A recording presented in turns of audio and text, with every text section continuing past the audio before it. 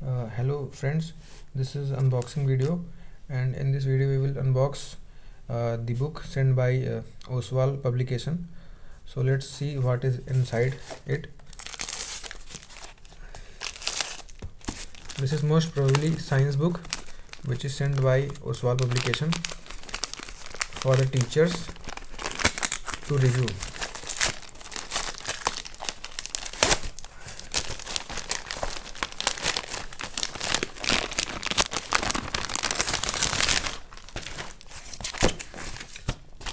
ये देखिए book list, इसमें जो है अपना स्कूल का नेम वगैरह फिल करना है, एड्रेस। इसमें ये बेसिकली प्राइस किट है कि कौन सी क्लास की किताबें कितनी महंगी कितनी सस्ती जाती हैं।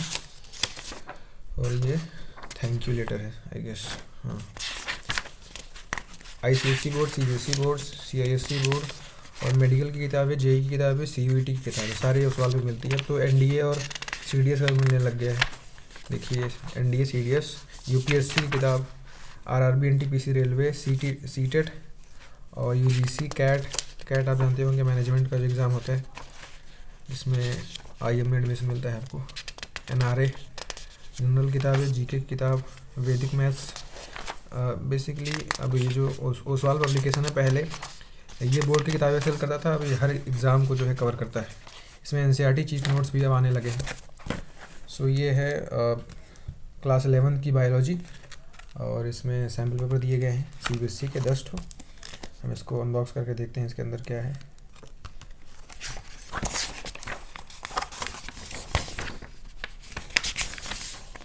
ये है सर्कुलर जो CBSE का 2024 में आया हुआ है।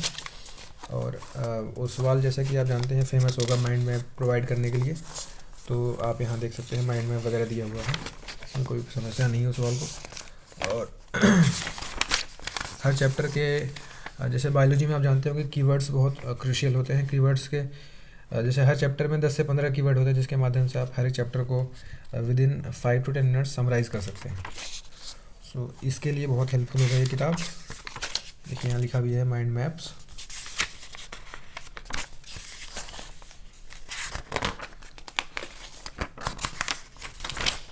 ये यहाँ से ही ख़त्म होता है, फिर यहाँ से जो है कुछ आपको नोट्स वगैरह दिए गए हैं शॉर्ट में लिखने के लिए। वो माइंड मैप था, दैट वाज डिफरेंट थिंग। ये शॉर्ट नोट्स है हर एक चैप्टर का, जैसे इस चैप्टर को इतने में समराइज़ कर दिए हैं और इसी को यहाँ मेंशन कर दिया गया। प्लांट किंगडम के लिए एनिमल किंगडम, मॉर्फोलॉजी, ठीक है, डाइवर्सिटी जो आप जानते हैं, और सेल जो भी जहाँ से बायोलॉजी की शुरुआत होती है जनरली, इस तरीके से यहाँ दिया हुआ है। और फिर लास्ट में आपको सैम्पल पेपर दिए हुए हैं जिस पे आपका एग्ज़ाम बेसिकली 11th में तो कोई बोर्ड होता नहीं है, यहाँ पे स्कूल बोर्ड ही होते हैं, बट फिर भी आपकी प्रैक्टिस हो जाएगी। जब इससे आप प्रैक्टिस करेंगे, 11th वाले टीचर प्रयास करते हैं कि जो एग्ज़ामिनेशन का जो पैटर्न हो एनुअल का या हाफ ईयरली का, वो बोर्ड का जो एग्ज़ामिनेशन होता है उस पैटर्न पे हो, ताकि बच्चों की प्रैक्टिस होती रहे और ऐसा ना हो कि अचानक से वो इंट्रोड्यूस हों इस नए पैटर्न से। इसलिए उनकी हैबिट डेवलप कराने के लिए टीचर वगैरह इसी पैटर्न पे भी सवाल बनाते हैं, तो इसलिए एक बार सैम्पल पेपर को गो थ्रू करते हैं वो, तो बेहतर होगा आप भी प्रैक्टिस कर लीजिए अगर आप बायोलॉजी के स्टूडेंट्स हैं, आपने 11th में बायोलॉजी ले रखी है तो। और ये जो है सिमिलर वे में सेम तरीके से ये 12th की किताब है, इसको भी चेक कर लेते हैं। इसमें भी सैम्पल पेपर दिए गए हैं 10। इनका क्वेश्चन बैंक भी आता है, उसको भी आप रिफ़र कर सकते हैं अगर आपको सही लगता है तो इसको भी आप देख सकते हैं।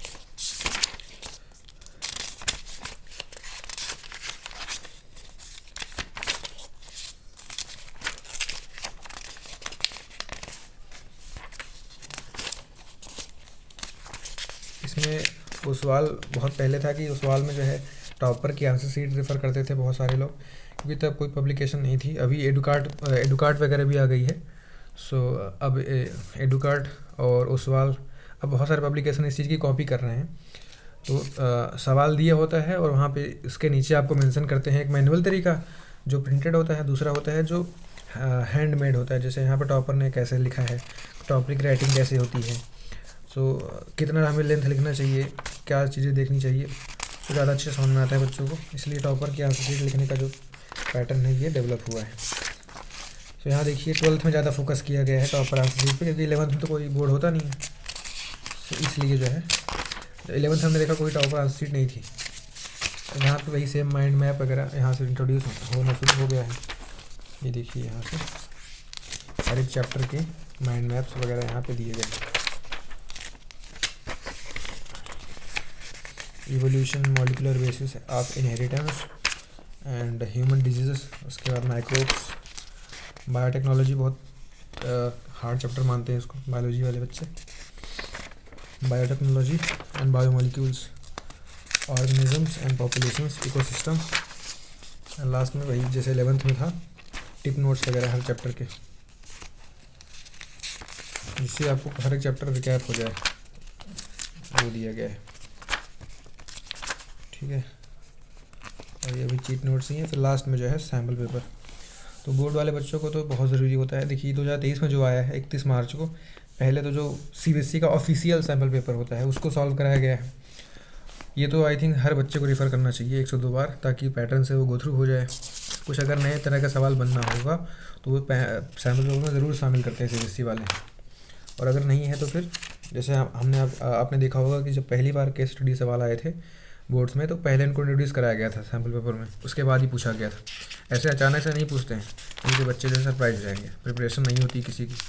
तो इस केस में आपको पता होगा कि CBSE में बहुत सारे लोग अगर ऐसा कोई सवाल पूछता है तो लोग जो है कोर्ट वगैरह चले जाते हैं, तो वहाँ पे प्रॉब्लम होती है। गार्जियन काफ़ी एक्टिव रहते हैं इस केस में।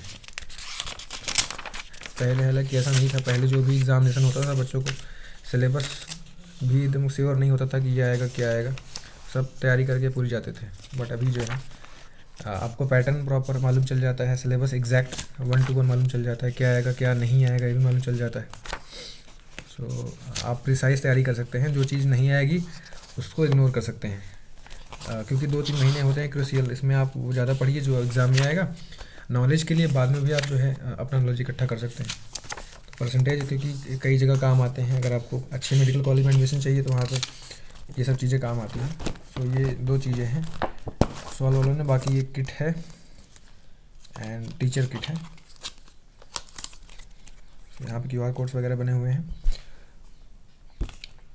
तो इतना इन्होंने सॉल्व वालों ने भेजा है। So that's it for today, guys. Till then, stay tuned on this channel. We will update you if any video is published again. So till then, thank you and bye.